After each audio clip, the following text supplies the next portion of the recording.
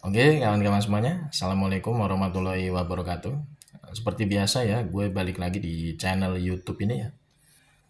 Untuk kesempatan kali ini, gue ingin sedikit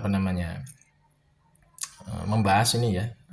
Ada berita menurut gue yang sangat tidak mengenakan bagi kita semua ya, yang muncul lagi-lagi dari pendukungnya Mukidi ya, yang kita sebut sebagai Ternak Mulyono atau Ternaknya Mukidi ya. Yang memang orang ini adalah spesialis penjilat komisaris ya. Karena memang orang ini sudah mendapatkan jabatan komisaris, makanya orang ini terus membela Mukidi ya dengan membabi buta gitu ya, terutama terkait dengan kasus ijazah aspalnya Mukidi. Tapi ternyata orang yang masuk kualifikasi sebagai penjilat komisaris ini mengolok-olok purnawirawan TNI ya. Ini luar biasa ini menurut gue ya.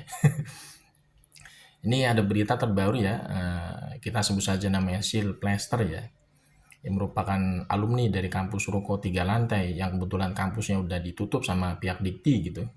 Itu ternyata si Lester Peko ini ya, ini mengolok-olok Maijen Sunarko yang kita kenal sebagai mantan Danjen Kopassus ya.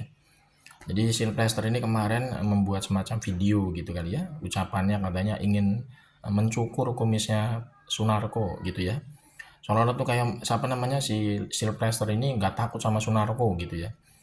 Terus apa namanya soalnya tuh kayak si siapa namanya si Sylvester Peko ini ya, ia menantang Sunarko ya, duel satu lawan satu, seolah-olah kayak begitu gitu ya. Seolah-olah Ternaknya Mukidi ini nggak ada yang takut sama Sunarko ya, gitu. Ini menurut gue memang salah satu hasil dari revolusi mental ya, yang Mukidi tularkan kepada para pendukungnya yang peko-peko itu gitu ya. Salah satunya yang peko ini adalah Sylvester ya, penjilat komisaris ini.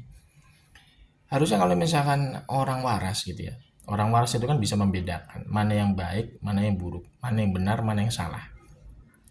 Tapi karena pendukungnya Mukidi ini kan hidupnya berorientasi pada pragmatisme ya. Jadi mereka itu ya membela Mukidi itu bukan karena benar atau salah, tapi karena mereka itu ingin mendapatkan keuntungan bagi diri mereka berupa uang, berupa jabatan, berupa posisi kerjaan yang strategis gitu ya. Jadi mereka itu orientasinya ya, para pendukung Mukidi ini memang hanya menjilat gitu ya. Kita sama-sama tahu Maijen Sunarko ini adalah seorang mantan Danjen Kopassus yang sudah tidak diragukan lagi ya nasionalismenya ketika beliau berkarir sebagai seorang anggota TNI. Nah, Maijen Sunarko ini kan menyuarakan dua hal, memakzulkan si Beler, kemudian mengadili Mukidi. Ini suara yang sebenarnya mewakili aspirasi masyarakat ya. Jadi Maijen Sunarko ini kan termasuk purnawirawan TNI yang semakin boleh dibilang ya semakin terdepan ketika beliau ini menyuarakan untuk mengadili Mukidi dan memakzulkan si Beler menjadi wapres gitu. Nah, para penaknya Mukidi yang kita sebut saja ini salah satunya penjilat komisaris ini ya, Sylvester ya, lulusan kampus Ruko 3 lantai. Ini merasa tidak senang ya dengan suara-suara lantang dari Maijen Sunarko gitu ya. Karena bosnya dia ya katanya diadili, kemudian si Beler anak bosnya dia itu dimakzulkan gitu kan atas suara dari Maijen Sunarko dan purnawirawan TNI yang lainnya. Inilah menurut gua kesalahan fatal dari para pendukung Mukidi ya ketika tidak melihat persoalan besar dari bangsa ini. Padahal kita sama-sama tahu Mukidi ini adalah sumber masalah sebenarnya bagi bangsa ini selama 10 tahun terakhir. Ya, kehancuran ekonomi, kemudian kerusakan penegakan hukum ya. Kemudian KKN yang semakin merajalela, BUMN banyak yang merugi ya. Utang negara yang membumbung tinggi meroket sampai 8.000 triliun, bahkan sekarang kabarnya sudah sampai 10.000 triliun berdasarkan hasil rilis dari Sri Mulyani kemarin gitu ya. Itu kan merupakan peninggalan warisan yang sangat buruk dari siapa? Mukidi selama kemarin jadi presiden 10 tahun. Jadi wajar Maijen Sunarko, Purnawirawan TNI lainnya itu menyuarakan supaya Mukidi itu diadili. Karena dia itu selama jadi presiden bukan membangun bangsa, tapi merusak bangsa ini secara total dari berbagai macam dimensi.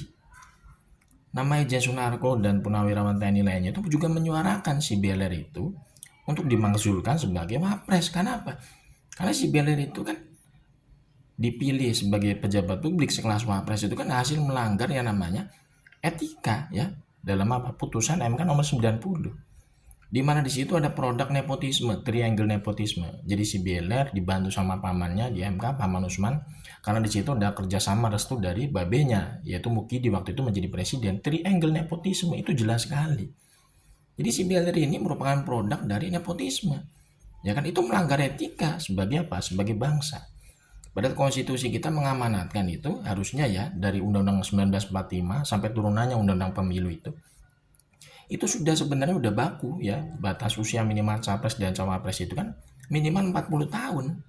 Tapi ternyata karena di situ ada kerjasama nepotisme antara anak, babehnya dan pamannya, itu akhirnya bisa dirubah ya. Bunyi aturan undang-undang pemilu itu menjadi boleh di bawah 40 tahun menjadi capres dan cawapres. Akhirnya si Bilar itu bisa lolos menjadi kontestan pemilu mendampingi Pak Prabowo sebagai cawapres gitu.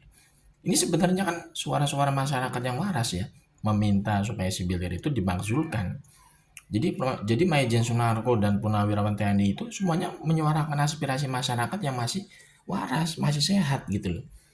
Jadi ini yang tidak bisa dilihat oleh para tenaknya Mukidi atau para penjilat komisaris ini ya, ketika melihat permasalahan bangsa ini lebih besar gitu. Karena memang ini kesalahan fatal dari para pendukung Mukidi ya, karena mereka itu kan hidup itu kan orientasinya itu kan karena apa? Karena mengejar jabatan ya, mengejar apa namanya amplop gitu ya. Jadi bukan untuk memperbaiki kondisi bangsa ini ya. Mereka itu berpikirnya itu, mereka tuh berpikir itu gimana caranya gue dapat jabatan komisaris, gimana caranya gue dapetin amplop tebel ya kan, gimana caranya gue bisa dapat duit yang banyak gitu ya. Walaupun gue harus menjilat nggak masalah. Jadi itulah ya pikiran-pikiran yang ada selama ini memang di sekitaran para pendukungnya Mukidi. Jadi contohnya ya si Silvester ini ya lulusan kampus Ruko 3 lantai. Dan menurut gue pribadi ya, ini bangsa ini lama-lama akan bubar ya. Ya, Konoha ini akan bubar lama-lama. Kalau misalkan orang-orang seperti pendukungnya Mukidi, penjilat komisaris ini masih dipelihara gitu ya, diberikan panggung bahkan di Indonesia ini. Harusnya orang-orang seperti ini itu ya, harusnya dalam tanda kutip, itu harusnya dibersihkan ya. Karena bangsa ini bagaimana mungkin bangsa ini bisa menjadi negara maju kalau di dalamnya itu banyak penjilat ya, banyak apa namanya ya dibilang buzzer-buzzer tengik ya, yang membela orang yang benar-benar sudah menghancurkan bangsa ini, yaitu Mukidi gitu loh.